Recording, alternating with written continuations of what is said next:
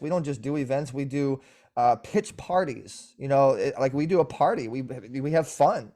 And I think that a lot of the fun has gone out of business, and I think that's why a lot of people attract to us, is they're like, wow, this EZway thing is pretty cool, and I'm getting leads, so I'm having fun and I'm making money. Martians landed. Yes. Wearing Prada suits. Yes. Drinking Henry's seltzer. Yes. Chewing juicy fruit. Yes, and? Your branding here. Yes, brand. Your message here. Yes, and? A verse about. Yes. Your product here. Yes. I'm Hersh Rephun. Yes, and? I'm a message therapist. Yes. And I have a podcast. Yes, brand. That's right, that's it. Yes. We'll help you fix the world. Yes. Or your bottom line. All right. Your bottom line. Get it. I get it. Welcome to the Yes Brand Podcast.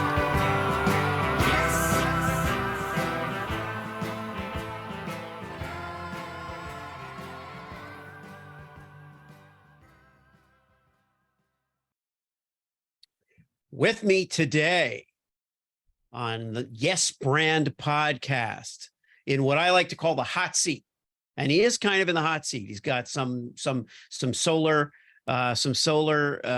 warmth happening behind him. If you're watching this on YouTube, but anyway, my guest is Eric Zuley. Eric is the CEO of EZway Network, Concierge Solutions Referral Network, and he's a 22-time award-winning entrepreneur. And I said that right, which is pretty cool. He's a best-selling author of The Influence Effect. The EZway Network is the hub of his promotions agency, his TV podcast network, his magazine social network and directory, reaching, unsurprisingly, millions of people. And a lot of this is about reaching people. How do you get your brand to reach so many people, and how do you help others do the same? So welcome to the show, Eric. Thanks so much, Hersh. I appreciate that. It was such an awesome introduction, and I wish I was shooting this out live to my network, to my community, because I can show the next person that's going to introduce me how it's done, right?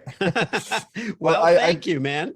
You're welcome. I appreciate you having me on, and I'm looking forward to chatting with you, and I hope your audience gets some good.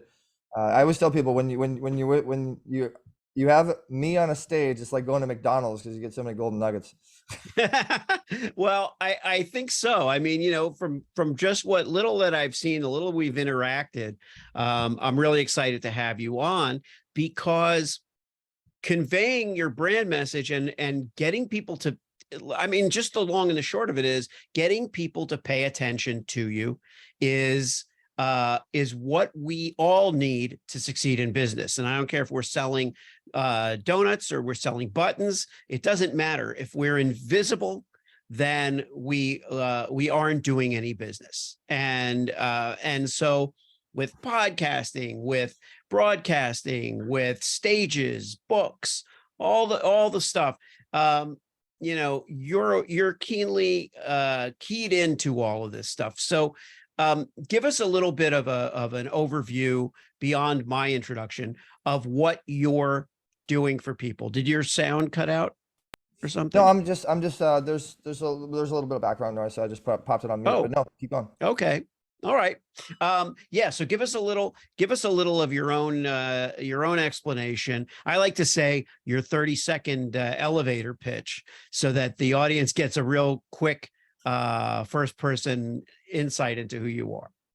Well, I have a couple 30-second elevator pitches, Hersh. In fact, I'm an expert in developing a pitch that actually creates results. And so in this case, because it's branding, it really is about laying out the storyboard and what it is that you're trying to attract as far as your target audience, as far as what types of people that you want to hit, that you feel are going to buy your product or want to tap into your database. And the way that you build your presentation is going to be everything. It's the design that creates that attractor factor, and does it really match your message? So that's what I would say. If I was to do a 30-second elevator pitch, is you need to know what you're building and the direction you're heading. Is it creating a attractive factor, and does it really match your message? Yeah. And matching your message up with your strategy and what you're putting out there. How did you get into this business to begin with? Where did you grow up, and where did your story start? Well, born and raised in the OC bubble, a beautiful Mhm. Orange County, California, Southern California. And I was always a interested person when it comes to people. I was even at a young age, I would always try to do things that created parties and get-togethers. And I was always interested in people and why they do what they do. And then I combined that with digital. Like as a kid, I played a lot of video games, and I was a big MySpacer. And I was always, I mean, I was probably one of the first people ever that got involved with social media and got really interested in, like, wow, I don't even have to be in person with people anymore. I can connect with people online and be just as effective. But as far as who I was growing up, a lot of sports. My dad wouldn't let me really do the hangout thing. I was always playing. I was shortstop, first base, pitcher. I played soccer, football, baseball, basketball. Always occupied. My time was always occupied, and so that taught me discipline. And I think my dad was an amazing parent. And then it moved into being an entrepreneur, because watching my dad own his own business. He would register certain systems with big companies and allow them to do their business.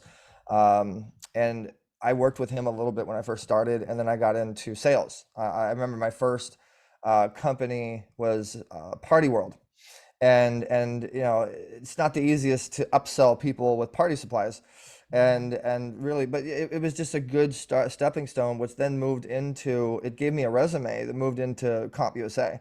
And honestly, that's where it really kind of happened for me, is because I was certified in sales, certified in technology. I took a lot of training with CompUSA, and I ended up becoming a business machines lead. I ended up becoming a trainer. I ended up, being an all-around guy, and I got a lot of knowledge from that.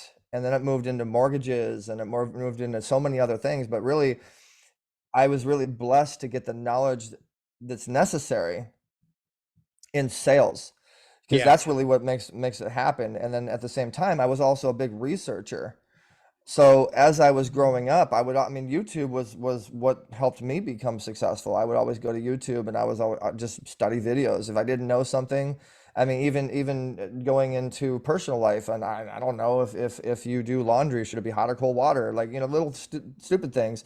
I would go on YouTube and I'd learn. And Yeah. especially when it comes to my competition, and I built a business that basically was kind of an event business with music in the beginning. I built a studio.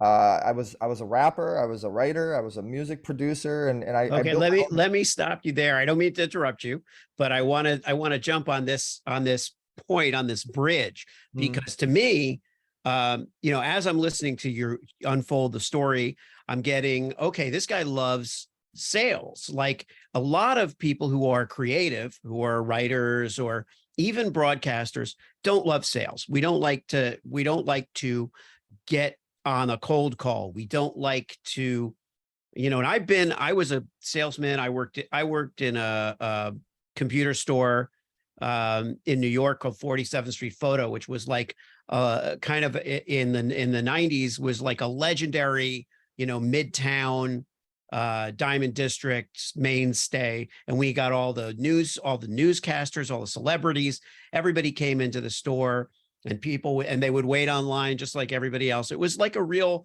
happening, but I felt I was on the wrong side of the thing, right? I was behind the counter selling computers to Carole King or Liam Neeson. And I was like, okay, I want to be on the other side though. I'd rather be Mhm. the celebrity, but I was, so, We got so something in common already. I sold computers, you sold computers when we yeah, started. that's right. That's right. Mhm. But you got the certification, and I remember CompUSA, and and you got the certification, and you seemed maybe from your background, from your relationship with your dad and your kind of apprenticeship, so to speak, you may have taken to sales more and then moved into, you start setting up your own studio and doing writing and stuff. How did the two things factor in to your life? Because now entertainment, being out there in front of the camera, uh, you know, describe how you synthesize sales and creativity. Well, what happened was, getting a resume with CompUSA, I ended up leaving there, and I ended up getting a bigger and better situation where I was running my own sales team. Pretty much, I had a whole cubicle of maybe 30 something people that were calling people and getting them to do balance transfers with their cards, and it was a kind of a banking situation. But I trained them, and I really went from sales and then sales trainer, and everybody I had on my team, even at CompUSA, as well as the other company, they were all top sales. They were all like winners. They always won the competitions and stuff like that.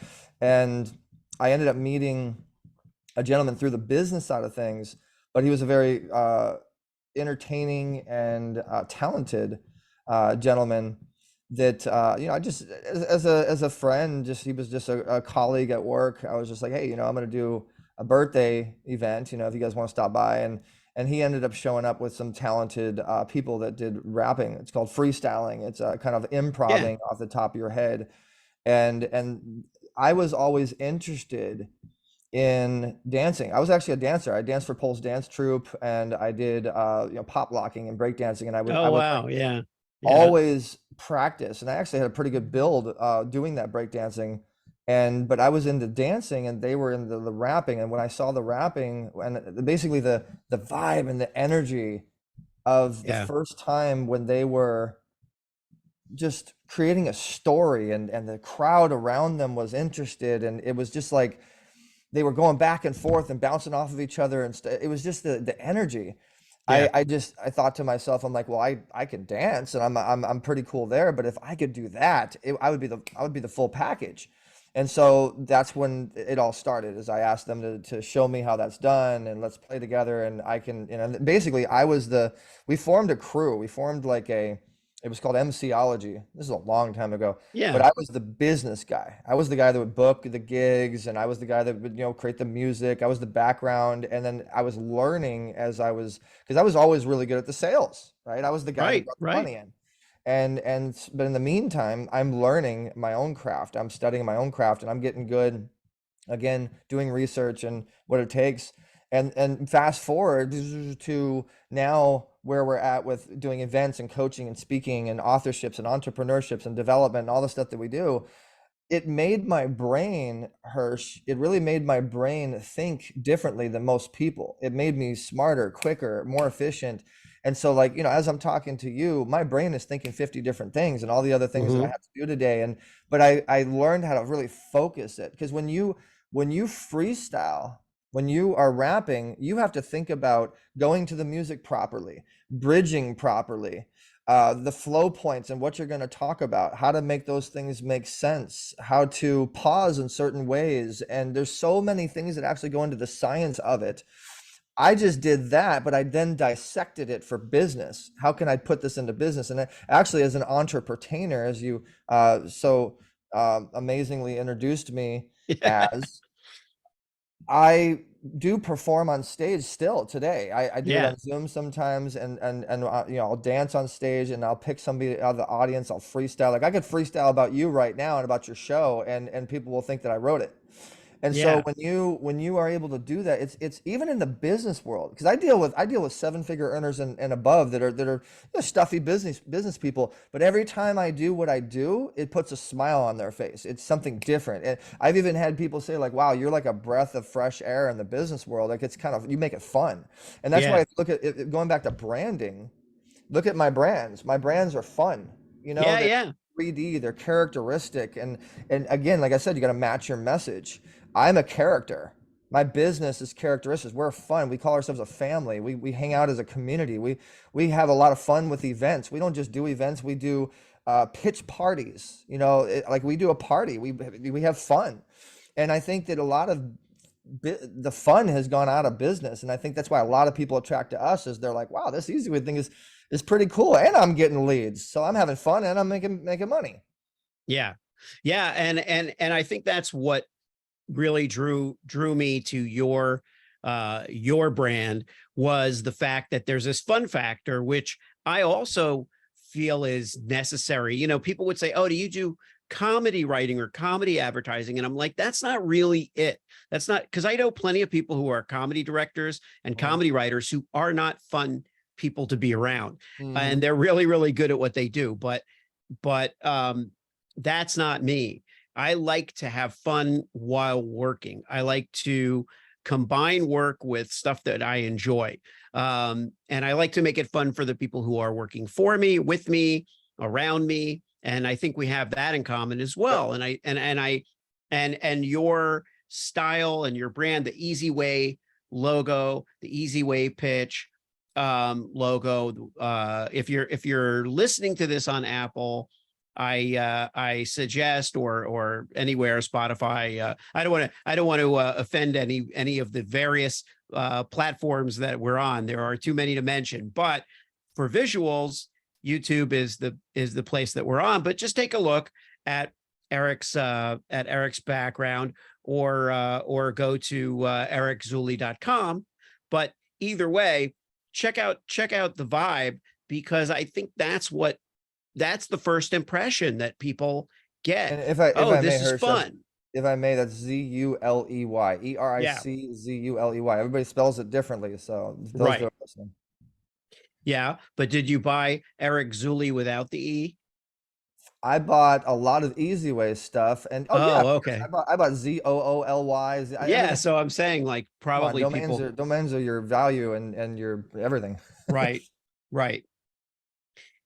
Yeah, my agency, we used to pick up URLs all the time to impress the client, the prospective client, and say, we think this would be a great URL for you. If you'd like it, it's yours. We happen to have bought it. And they would often be impressed. Ooh, you got it in advance. Or they would say, no, we hate that. And we would have it it would often be something we couldn't use for anyone else, and so we would let it go. But okay, so talk to me a little bit about your stage appearances, your what it all leads to. You've been on TV and a lot of networks, and Fox and NBC, ABC, CBS. What are you saying when you get out there? Well, I mean, a lot of what I've learned, Hersh, is monetizing your message, is turning your content into cash, like how to manage your content, repurpose it right, and make your content work for you while you're sleeping. So I talk a lot about that. I also talk a lot about juggling the balls, because a lot of the people, I mean, we have 119 clients that do pay us, that we work with our system, and most of especially the entrepreneurs, they're pulling their hair out of their head saying, I'm juggling too many balls and I don't know where to start. I don't know what to do digitally. So a lot of what I talk about, I mean, I've been around for 24 years. I've learned a lot. My mentors are people like the co-founder of Priceline and LA Fitness, and I've been very blessed to be around the biggest and the best. If you look at our network, Les Brown, Sharon Lechter, Jeff Hoffman, Greg Reed, all these amazing people, Omar Periu, it goes on, are in our network. They're part of the family. Yeah. And so I've learned a lot. There's actually a lot I can speak about, but I think my biggest forte is content, because that's what's built my business. And then, you got the digitizing and the automation. I mean, the things that you can do with AI is incredible, but I think really how to really find the right team to manage the automation if you're going that direction. And a lot of people don't even really know how to automate their business yet. And so, I mean, it really depends on the audience. It depends on, like, for instance, I'll be on a stage, it's called like the Digital Marketing Summit or something like that. And I was honored they asked me to keynote, and I'm talking about, turning content into cash specifically. And there's a lot of different ways you're creating content. So let's go the podcast route. And you mentioned thank you for mentioning some of the things we do. We have EZway TV. And EZway TV is the best possible way to monetize podcasting. But what a lot of people don't realize is it's all in the recording and the pre-post the editing of your content. So you can shoot it live or you can record it, but it's how you edit it and what you're product placing in your content and how you're product placing it and where. I mean, a lot of people don't know this, but it's just like a magazine. You can charge more by putting something in the beginning of something versus the end. And then you're also talking about the general advertising, licensing, and all that other stuff, whatever. But product placement, I mean, I've made up to $10,000 with one episode just because of, I mean, you talked about the distribution in the beginning. Distribution is key. The more reach you have, the more people you can touch, the more money that you make. But how you place other people's brands so it relates and makes sense for those companies is, there's an expertise to that. And a lot of times people will do it for themselves, their own podcast, and they mess it up because it's not really about you in any way, especially when you're being paid. It's all about that client and that time they own. It's like they're retaining ownership of your podcast within that amount of time that they're buying. And so again, I've done a lot of this. So I try to give people, and same thing with speaking. Like we have the pitch party, the EZway pitch party. Speaking to me is nothing but lead generation. And you got to make sure that you're positioning and you're resourcing your time that you have on stage to get the most out of it. And I judge influence in a speaker based upon the return that you get when you're on a stage. So if I'm speaking and I don't get 30 to, let's say there's 100 people in the audience, if I don't get at least 30 to 50% of that audience, I didn't do a good job. I gotta step my game up. So I made it to where no matter what stage I touch, even people's podcasts, that no matter what, I will, and I'm always respectful too. Like I'm not going to just put my capture out there without your permission. And I think a lot of people appreciate that. And you know what I mean? Like some people will get on someone's stage. They don't ask anything. They'll just grab your audience. They're not respectful. And that puts like a bitter taste in people's mouths. And that's when you go into the relationship side of things. And I talk about how to turn relationships into results. And a lot of that is being respectful to the relationship that you're building, because people don't think about, like you and me, we're just meeting right now, but I'm not looking for a one-time interview. I'm looking for a long-time deal and to build a long-time good relationship. And where's the win-win for both of us? So, I could just talk forever and take over your whole show. Well, yeah. But Eric, that's a good point, is that, podcasting, for example, is to me a relationship building process that I conduct in front of the audience with whom I'm also building and developing a relationship. And so to me, it's all very important, like important in the sense that it means a lot to me. That's why I now have 3 podcasts, because the audiences are slightly, are different. And I saw an opportunity to serve a few different kinds of audiences. And we have the ability to make that happen, but we have to put the commitment in. Let's backtrack for a second to EZway TV and just share a little bit, if you would, about the model of that. Well, really, it started out as an extension arm for EZway Promotions. EZway Promotions is a promotional agency and a brand development company. And when we do the brand development, when we do what we do, that's magical with PR and promotions and stuff, we would always reach out to other platforms to try to get our clients on certain things. And then it just kind of dawned on me. I'm like, why am I working so hard when I could be working a lot smarter and I just can build my own thing? And, I've been around the co-founder of Entertainment Television. I honored him and I've learned a lot from him. John Mata he's still a friend of mine. He was the vice president of Warner Brothers, and a lot of people that are big in the media entertainment industry, and being around these people, it dawned on me on how, for one, how beneficial it is to your clients to have a platform that works for them, and two, there's no better way to increase your reach to be able to make money with your agency than to have your own platform. I mean, it's expensive and it's a lot of work, but now I can guarantee it. And with what I want to do, Hersh, is I don't want to ask for it. I don't want to be a PR and submit it.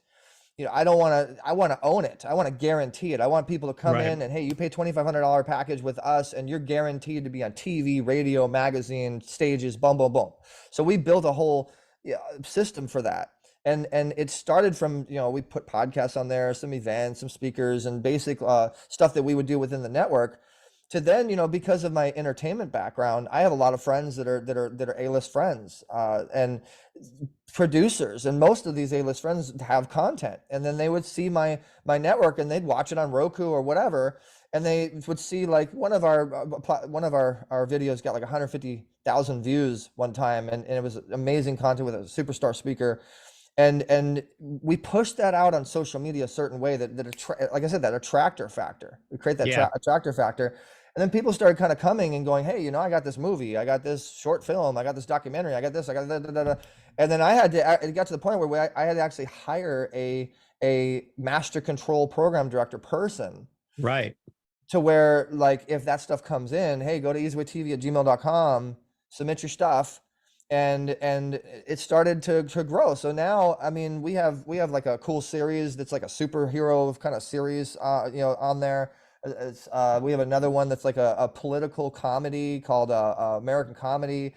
We have another one that's a romantic film.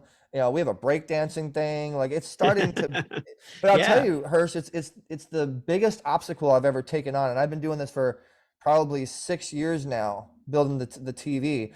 But for speakers, what I realize is these speakers, they want to get their message out there. They want to do a speaking. They want to record. You have that basic initial speech, and then the more that you can put on other people's platforms, OPP, the more that you can get it out there more for those speakers, the more they're willing to. They want it done for them.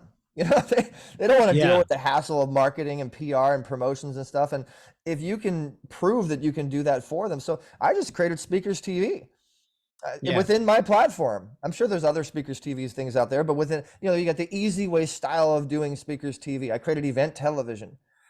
And then, I just went to my friends and I'm like, hey, you got some content? I can get you out there. It won't cost you anything. And then I got, some of the good speakers that you know and love and you learn from, and I popped them on there. And now I got to the point where it took a while, but I really got to the point where speakers were literally coming to us and saying, hey, how much is it to be on your platform? I have this speech, I have that speech. I just saw, Jeff Hoffman on there, and like, I want to be on there, and and it started kind of becoming its own business. And then what I did, Hersh, is not only my own TV platform, but I've built 3 other platforms. I helped jumpstart Best U Expo, which is a huge Best U TV, JD3TV, and a couple other ones. And I ended up meeting the people that were the behind the scenes, the superstar creators that actually built these channels that you watch on Roku, Apple, and Amazon, that are the superstar, people you don't meet. And I started doing business with them. And then, it really blew up. So we have a whole solution now. And not only do we have the TV, but just don't even let me get into the social network. So we were one of the first, Hersh. We were one of the first. See, there's me rapping again. We were one of the first, Hersh. We were one of the first people that turned media into interaction. So not only do you watch something, but you can interact. You can network with who you watch. We call it EZway networking. And we built a whole situation to where there's that follow-up, because you may watch Omar Periu and he's talking about something amazing with sales or whatever he is. And you want to meet Omar. You don't want to stop there. You want to keep going. So you can go onto our directory, our social network, and meet Omar. Okay, so there's a lot to unpack there. It's all exciting stuff. The first thing is that this is like the third thing that we have in common. The first one was that we sold computers. The second one was that we put an emphasis on fun. And the third one is that we both have a background in PR. And I had a background in PR. And what was always so frustrating was, exactly what I hit with you. You're always begging people to showcase the clients that you believe in. You're like Broadway Danny Rose. You're like fighting to get this. Yeah, but he's got the parrot does this thing, and it got, you always feel like you're huckstering or whatever it is. And then and then it's up to their discretion. And then, but when you have a platform like EZway TV, which is fantastic, and I did something similar about 10 years ago where I had the same realization, and I was like, okay, I need to build up my my platforms, my website, my YouTube channel. I got to build these things up so that when I showcase my clients, I know they're getting eyeballs, and that way. And then I started building online magazines for them, and I did that with my partner at the time, Justo Diaz, who came up with the term image broadcasting, which was that we would broadcast the image through our various channels and ultimately get enough exposure that other places would pick them up. And so we did the reverse of calling those places. Like we had a car client. We wouldn't call Blue Book, or we wouldn't call Edmunds or Car and Driver. We would put this stuff out in all the chat rooms, and we would put this stuff out on our platforms, and eventually they would pick it up. And it worked for quite a while. So I think, you have to take things in your own hands. And I think that's what you've realized. Well, I gotta, now the only thing is, if a client comes to you and says, okay, I'm going to pay you X, dollars a month to get me out there, and you're putting them on your platform, they're paying to be on your platform. Do they feel like, or does anybody feel like, oh, well, it's just paid media, it's not earned media? Not at all, because we're not just media. We're a promotional agency. We're doing social media marketing. We're doing social media management. We're doing consulting. We're doing events. We're putting on stages. The media is in a sense a bonus in a way, right? Because the meat and potatoes is the fact that we're giving you a profile, and you're getting traffic to that profile. You're getting leads. You're able to package your stuff. You're learning as you go. You're building a database, a list of new JVs and affiliates and things that are helping you scale and grow. And the TV, the radio, we have a magazine as well. All those are additional advertising platforms, right? That we hope that we get you more traffic. But really the main thing is the profile that we're giving you, because we're actually giving you tangible results. Hey, you start with us, you have 0 views. A month later, now you have 500 views or 1,000 views, or even, some people get even more. We also coach you on how to convert those views into dollars. Right. And that's the next thing we should talk about. I think that certainly from my perspective, what I've learned in my adventures in advertising and in media is that there is no such thing really as earned media or organic exposure.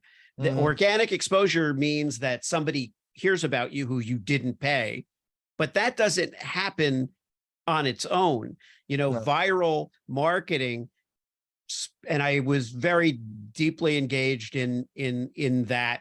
In fact, I did PR for a company called the Viral Factory, which was one of the original purveyors of viral marketing. But that whole concept that you could make something viral was predicated on the idea that you had to hire people to do that. You couldn't just do something, walk out into the atmosphere and throw shit up in the air, and then all of a sudden it becomes viral.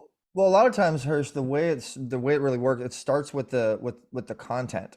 If you have good, fun, entertaining content, then people are going to start being interested, and that's when you need to bring other affiliates in and hire marketing and do billboards and advertise, just standard advertising, so more people know about that good content. And really, this is one of the things I teach too, is if you can get to that first 1,000 views organically, to where not only does it have the 1,000 views, because a lot of people, you can buy views all day long. I can have 1 million views tomorrow on a video. Yeah. But if you have an organic 1,000 views with comments, with likes, and people can tell if it's real or not, those views are going to always accumulate. They're always going to grow more because you had that first original 1,000 views. People are going to be interested. Why does it have 1,000 views? Why are there people commenting on this thing? And then it starts to kind of go viral on its own. Plus, it's the content. I'll give you, for instance, you might remember this, or some of your audience might remember this. Do you remember it was a very major viral video? Hide your kids, hide your wives, hide your kids, hide your wives. It was a thing called Bed Intruder. And Oh yeah, yeah, a lot of people remember it. And yeah. the reason that went viral, and I mentioned this because that was one of our clients. We helped that get to close to 500 million views with a lot of other help. I'm not taking all the credit.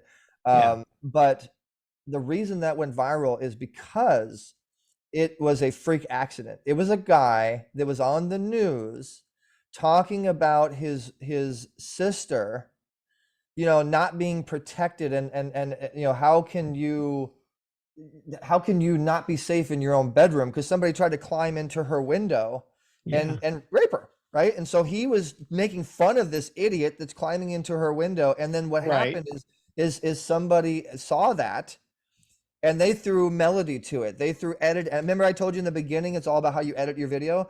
They edited it. Hide your kids, hide your wives. She's climbing in your window, snatches people up. And they made this. It made people smile. It was fun. And so people wanted to watch it because it was a fun thing to watch. It was different. It was original. And he was funny. He was a guy on camera making fun of another guy. And it was a freak accident. It wasn't meant to be. It wasn't created. It was just something that was a good content originally. And then they contacted, eventually as it picked up steam and momentum, then eventually it got to us because we have a reputation online, and then other people got involved. And then that's where the talk shows happened and the big PR stuff and putting merchandise around him and big social media and advertising campaigns. And then it got real big. And the next thing you know, he's on Dick Clark's Rockin' New Year's Eve and Jimmy Kimmel, so that's how viral really works, is the content has to really be real and original, I think. Yeah, it has to appeal to a certain number of people, and then it can replicate that exponentially.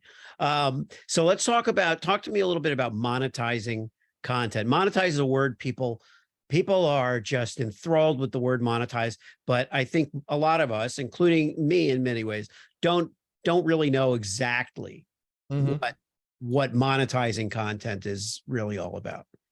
Well, the first thing that is, I think, the most important piece of monetizing content is having the software put in place, and then the actual VA team can manage that software properly. I'm partial to a company called Digital Copilot that we ended up partner up with. And this is a way to monetize as well. So like I met Digital Copilot on YouTube, and I reached out to them on my own because I saw an ad that I was like, oh, wow, this is pretty cool. Everything's all in one simple place, and it's pretty cost effective, and this would make it real simple on myself and my clients, and I want this. And I've never heard of them, so I reached out to him on LinkedIn, Facebook, this, that. Next thing you know, he reached back to me, and this was the owner of the company. And to monetize a podcast, to monetize an interview, a speech, whatever, it really goes down to the CC effect, which is capture your content, right? The capture your contacts. So if someone's watching something, you have to put in position the way to capture, so you can then reach out to them and sell them. You can reach out to them and build, invite them to your community, do something. But as soon as you get that name, phone number, and email, now you have the opportunity to monetize your content, to monetize your media. And so that's where the automation and stuff comes in. But basically, it's how you're positioning your content so you can actually capture. So you can use a QR code, you can use a text message system. You can, there's a lot of ways to do it with, nowadays there's what's called push to purchase. You can actually put a form inside of a video, so do you know that knowledge to capture properly? And then it's the whole follow-up, the automated follow-up process. And, how do you do it to where you don't spam and piss people off? Excuse my French, but how do you set up your business properly to capture the content that you're putting out? Okay, that's number one. Number two is what you got to really dissect what creates money from content. There's advertising, product placement, repurposing content, pay to play, and there's some other ones too. Yeah. So you got to look at each and every one of those and what do you need to do to monetize. But really the bottom line of what I mean, there's challenges you can do. There's a lot of cool incentive type. There's incentivized monetization when you're giving people a carrot, and then there's the standard sales. But it really boils down to positioning the capturing of the database to then turn the data into dollars, and turning it into dollars is simply sales. You got to know how to qualify the customer right. You got to know how to gain rapport with the customer. You got to know how to recognize the buying signal and shut up and close the deal. And so you put all that stuff together, you're going to notice a little bit more of an increase in your your marketing and what you're trying to do. And really sales. I mean, we could do a whole nother show on just the sales aspect of things and how to actually get people to trust you and buy from you. Yeah. I mean, and again, that's where it circles back to. It circles back to sales. And it does, and we're all, I think, going to have to do that. Like I had to learn to befriend sales, right? Mm-hmm. I had to recognize that this was something that was helping me. This wasn't a punishment. It wasn't, wasn't like a misalignment of my skill set. It's just something that I had to get comfortable with. Mm-hmm. The idea that people aren't going to buy from you unless they want to buy from you. Mm-hmm. And so if they want and need what you have, and they come to know, like, and trust you, and, then you're setting up a good relationship, then that's just part of the process. It's part of the process. But in order to make the process work and the sales to work, and this goes back to the name of your show, Yes Branding. I'm just going to throw one more word next to brand, which is trust. Yeah. You have to develop your brand to where people trust your brand. It has credibility, it has validation, and that's a whole nother conversation. But it really boils down to the research aspect of things. Because if I meet you and you sell me on a lot of incredible stuff, it sounds amazing, and the deal is almost closed, I'm going to go research you most likely, and what comes up on Google and what comes up on your brand. Do I trust what you said? Do I trust your brand? That's going to be a matter of the deal closing or not. And then that's where testimonials and case studies and just pure experience comes in. Right. And to kind of, I do want to keep talking, and maybe we'll have another, I'm sure we can, this new season of Yes Brand is going really in the direction of the stuff we're talking about, much more about the art of, brand voice, the art of, putting yourself out there, the techniques, the resources, things like that. Whereas it started out as kind of more of a fun, almost a game show when we first started, where we would do improv games and things like that. But I think it's much, I got so many wonderful colleagues and so many wonderful marketing people that have shown an interest in speaking to the audience. I felt like, well, this is too good for the audience to miss out on. So there'll be themes and other things that we can talk about. But what's your favorite part of all of this? The smile on the face. I always tell people the grin we put above our customers' chins. The fact that we can get them testimonials and case studies. That it's got to be the smile. And when you're in the branding and PR marketing kind of business, and I do a lot of stuff too. I act, I produce, I write, I direct, I got films. But the way that we really make money as a company is by putting a smile on our customers' faces, and it's really the stories, those testimonials. I love watching the success and seeing the smile. And really getting that reference, but those testimonial stories just light up my day, and I would say we are doing something very different and original. Somebody told me, they're like, you're like the Uber of marketing, and I was like, huh? They're like you're like the Google of marketing, and that is the gratifying piece. The third party takeaway that people are getting off of I'll be honest, this semi-complicated vehicle that we're building, that we're slowly simplifying, that's where it's the most gratifying, and the fact that the 20 years of hard work that we've put into this thing is really finally coming together, not just for ourselves and our company, but for everybody else's company. And it really, my brainchild, my dream is working, and other people are validating that. So I would say the validation aspect of what we do that creates that smile. All right. If you liked the show, Yes, and it worked for you, yes, then subscribe and leave a yes, friend. 5-star review. Yes, friend. Tell all your friends. Yes, friend. Get your branding here. Yes, friend. Get your branding here. Yes, friend. Did I make it clear? Yes, friend. Get your branding on Yes. before they're gone. Yes.